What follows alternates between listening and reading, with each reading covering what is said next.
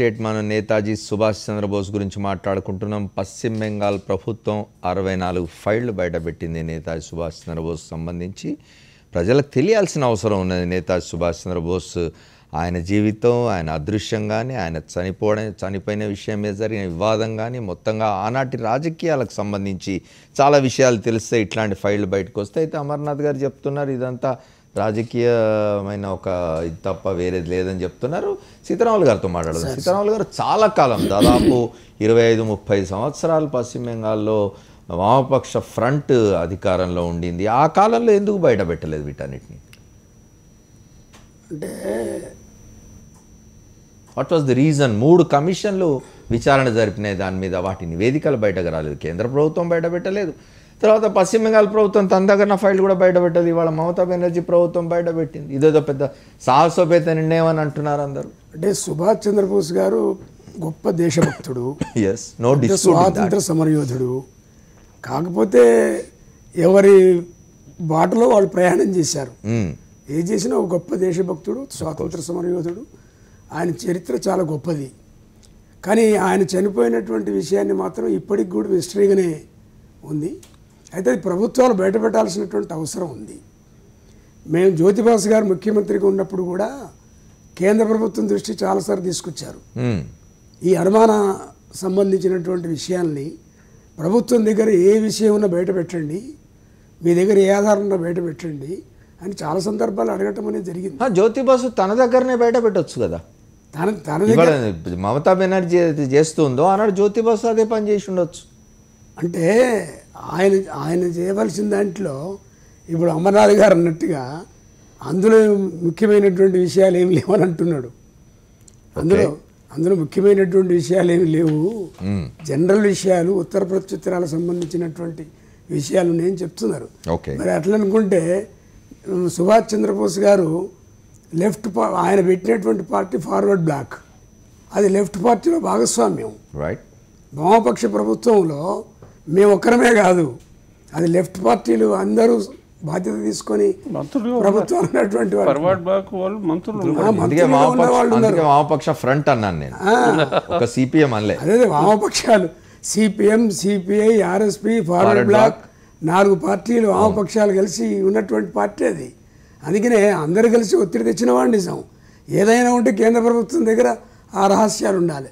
జనరల్గా ఉన్నటువంటి చర్చ ఏంటంటే కేంద్ర ప్రభుత్వమే ఆనాడు, కేంద్ర ప్రభుత్వం అంటే అప్పుడున్నటువంటి బ్రిటిష్ ప్రభుత్వంతో కాంగ్రెస్ జాతీయ నాయకులు ఏమైనా రహస్య ఒప్పందం చేసుకున్నారా, దానికి సంబంధించినటువంటి రహస్యాన్ని బయట పెట్టకుండా ఏమైనా అట్లాంటి ఒప్పందాలు ఏమైనా ఉన్నాయా అని జనరల్గా చర్చ జరుగుతున్నమాట వాస్తవం.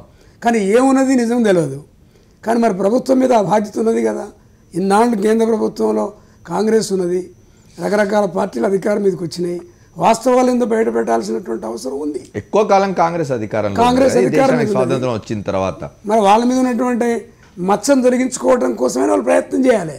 వాళ్ళు ఏదైనా కమిషన్లు వేశారు, 3 కమిషన్లు వేశారు, చేతులు దులుపుకున్నారు. ఆ కమిషన్లో ఏమీ బయటపడినటువంటి పరిస్థితి ఏమీ లేదు.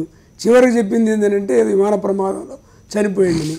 అది నిజమా కాదా ఇప్పటికైనా ప్రజలకి పూర్తి వివరాలు తెలియాల్సినటువంటి అవసరం ఉంది. మరి మమతా బెనర్జీ ఫైళ్ళు ఇప్పుడేదో బయటపెట్టినా అని చెప్తున్నది. ఫైళ్ళు బయట పెడితే మంచిదే, అండ్ ఇబ్బంది ఏముంది, ప్రజలకు తెలియజేయాల్సిందే. ఇంకా రహస్యాలు ఏమైనా ఉంటే నేను అడిగింది వామపక్ష ఫ్రంట్ ప్రభుత్వం ఎందుకు బయట పెట్టలేదు అని.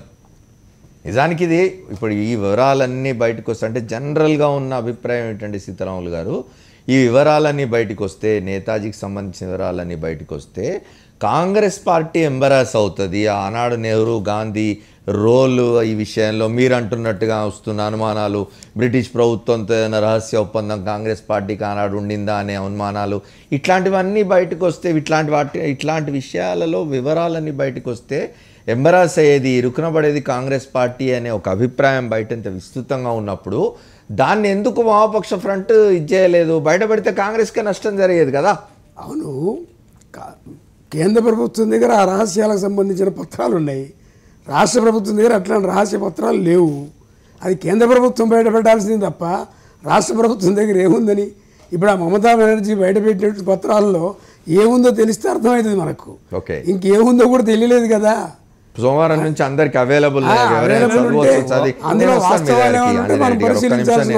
ఆనంద భాస్కర్ గారితో మాట్లాడచ్చు. ఆనంద భాస్కర్ గారు చెప్పండి, ఇంతకుముందు నట్వర్ సింగ్ చెప్పింది కూడా వినుంటారు మీరు. ఆయన అంటున్నారు నెహ్రూకు ఛాలెంజ్ అయ్యేవాడు బోస్ ఉండింటే అంటున్నా. అంటే ఇది దీని వెనకాల ధ్వని ఏమిటి అంటే బోస్ ఉండకూడదు అని నెహ్రూ కూడా కోరుకున్నాడని. ఇంకోటి ఏమొస్తున్నది అంటే నెహ్రూ గాంధీ ఇద్దరు కూడా బోస్ విషయంలో ఇప్పుడు చాలా రకాల విమర్శలు కాంగ్రెస్ వైపు వేలెత్తి చూపిస్తున్న పరిస్థితి. ఎందుకు ఎక్కువ కాలం స్వతంత్రం వచ్చిన తర్వాత కాంగ్రెస్ పార్టీ అధికారంలో ఉన్నది, ఎందుకు వివరాలని బయటపెట్టి తన ప్రమేయం లేదు కాంగ్రెస్ పార్టీ ఇందులో, కాంగ్రెస్ పార్టీకి కానీ నెహ్రూ గాంధీ కుటుంబానికి కానీ ఎటువంటి ఇది లేదు బోస్ విషయంలో, బోస్ గొప్ప దేశభక్తుడనే విషయం కాంగ్రెస్ కూడా నమ్ముతుందని ఎందుకు రుజువు చేసుకోలేకపోయినారు మీరు? మిత్రమా అమర్ గారు చెప్పండి సార్. మీకు చర్చలో పాల్గొంటున్న మిగతా పెద్దలకు, సాక్షి టీవీ ప్రేక్షకులందరికీ నమస్కారం. నమస్తే అండి, చెప్పండి. నేతాజీ సుభాష్ చంద్ర బోస్ అదృశ్యం, తదనంతర ఆనవాళ్ళు 70 సంవత్సరాల ఎదురుచూపు. ఈ 70 ఏళ్ళ ఎదురుచూపు ఇంకా అదే ఎదురుచూపు, అదే ఉత్కంఠకు దారితీసేటువంటి స్థితిలో ఉన్నది అని అంటే భారత స్వాతంత్రోద్యమంలో మహా చైతన్య దీప్తి నేతాజీ సుభాష్ చంద్రబోస్. తాజాగా ఎవరు ఎన్ని రకాల విశ్లేషణలు, వర్గీకరణలు, వారి ఆలోచనలు వ్యక్తం చేసినా సహజంగా భారత స్వాతంత్ర సంగ్రామంలో మహాత్మా గాంధీ, సుభాష్ చంద్రబోస్, పండిట్ నెహ్రూ వారికి ఉండేటువంటి స్థానాలు వారికి ఉన్నాయి. అంతేకాకుండా 1945లో నేతాజీ సుభాష్ చంద్రబోస్ అదృశ్యం. అప్పటికి పాలన కొనసాగిస్తున్నటువంటి బ్రిటిష్ ప్రభుత్వం ఫిగ్గర్స్ అనేటువంటి ఒక అత్యున్నత అధికారి చేత దర్యాప్తు మొదలుపెట్టించింది. 1946 ఆఖరిలో దాని దర్యాప్తు నివేదిక వచ్చింది. దాని తర్వాత స్వాతంత్ర సిద్ధి. ఆ సమయంలో జరిగినటువంటి కొన్ని రకాల ఉత్తర ప్రత్యుత్తరాల్లో 1947 డిసెంబర్ వరకు కూడా అదే రకమైనటువంటి రాకపోకలు కేంద్ర హోంశాఖకును బ్రిటన్లో ఉన్నటువంటి, లండన్లో ఉన్నటువంటి బ్రిటిష్ హోంమంత్రిత్వ శాఖకు మధ్య సంప్రదింపులు కొనసాగుతూ వచ్చాయి. దాని గురించి కూడా బోల్డంతా అయోమయం సృష్టించే ప్రయత్నం చేశారు. దాని తదనంతరం ఆజాద్ హింద్ ఫౌజ్, నేతాజీ సుభాష్ చంద్రబోస్ గారే నిర్మించినటువంటి ఆజాద్ హింద్ ఫౌజ్లో సేనానిగా ఉన్నటువంటి షానవాజ్ ఖాన్ గారిని వారికి నాయకత్వం అప్పగిస్తూ 1956లో ప్రత్యేక కమిషన్ నియుక్తం చేయడం జరిగింది. అంతేకాకుండా 1970లో మరో కమిషన్, కోస్లా గారి కమిషన్ వచ్చింది. కానీ 1999కి వచ్చే సమయానికి ఈ వేడి మరింత విస్తారం అయిపోయింది. అందుకోసం సుప్రీంకోర్టు న్యాయమూర్తిగా ఉన్నటువంటి మనోజ్ కుమార్ ముఖర్జీ గారి ఆధ్వర్యంలో ఈ పరిశోధన కోసం కమిషన్ వచ్చింది. 2005లో సమర్పించినటువంటి ఆ నివేదిక మరిన్ని అనుమానాలు కొనసాగించింది. దేశవ్యాప్తంగా ఉన్నటువంటి చైతన్యవంతులందరికీ కూడా సుభాష్ చంద్రబోస్ గారి అదృశ్యం విషయంలో వారు ఆ అదృశ్య సమయంలో మరణించలేదు అనేటువంటి అపోహ విస్తారంగా నిండిపోయింది. కాబట్టి సహజంగా నీలాప నిందలు ఉండేటువంటి ప్రమాదం ఖచ్చితంగా ఉంటుంది.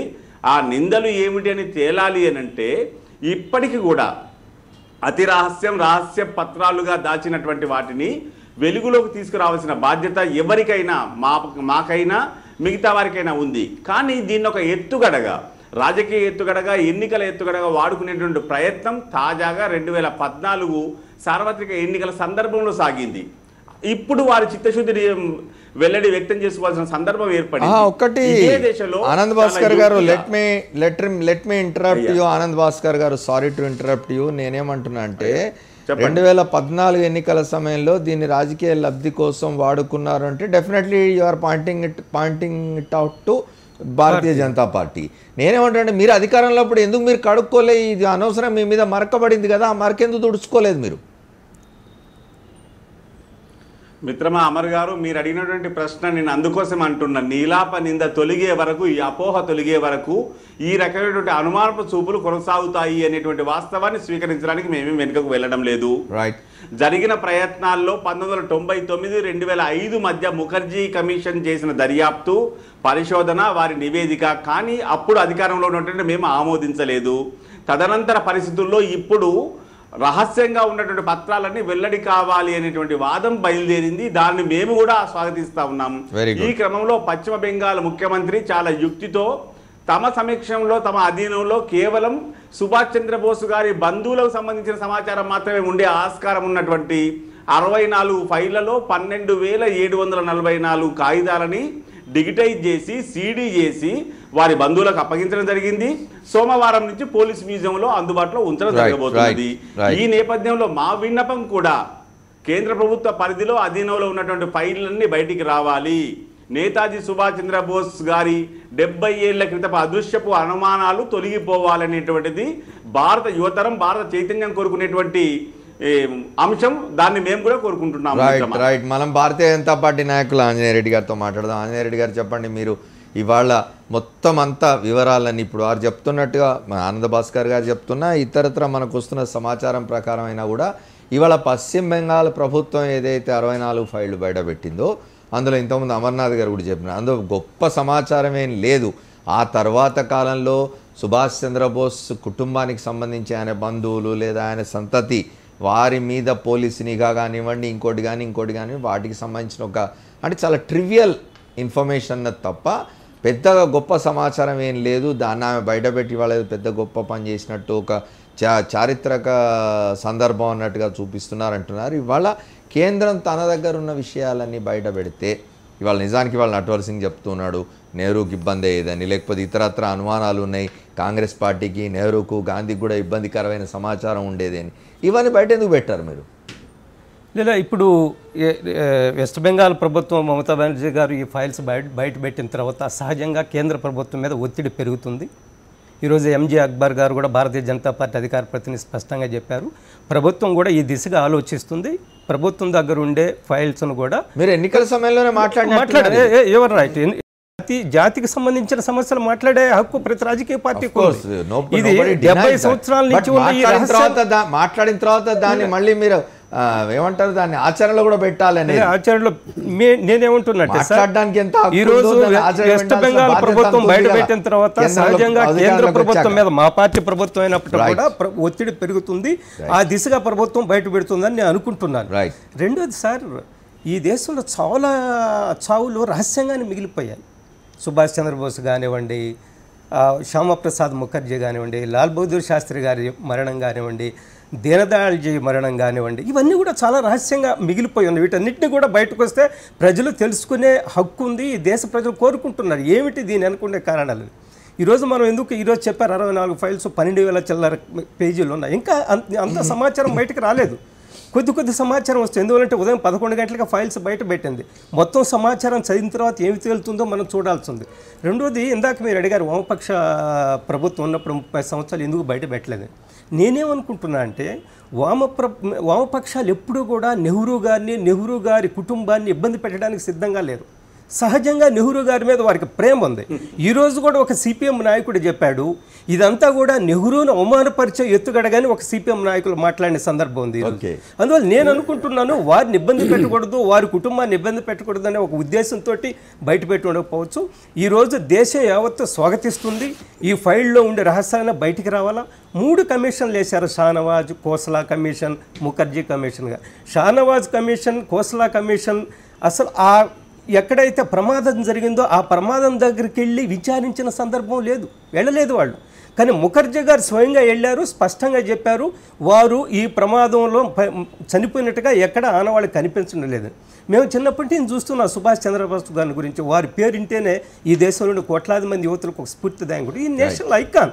వారిని గౌరవించవలసిన అవసరం ఎంతైనా ఉంటుంది. చాలా కథలు వింటున్నాం మనం.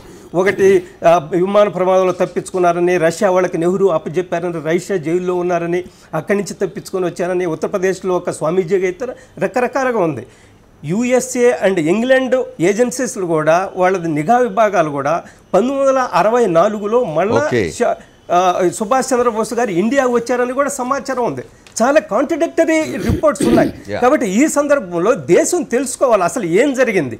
ఈ దేశానికి ఒక జాతి రత్నం లాంటి వ్యక్తి, కోట్లాది మంది ప్రజలకు స్ఫూర్తిదాయకమైన వ్యక్తి, ఏమి జరిగిందని ఏది ఏమైనా ఈ విషయంలో మొత్తం అంత వివరాలని బయటికి రావాల్సిన అవసరం అయితే ఉంది. వారు చెప్తున్నారు వామపక్షాలు నెహ్రూ పట్ల చాలా అనుకూలంగా ఉండేవాళ్ళు. సీతారామన్ గారు, I will come back to ఒక షార్ట్ బ్రేక్ తీసుకొని ఆరోపణ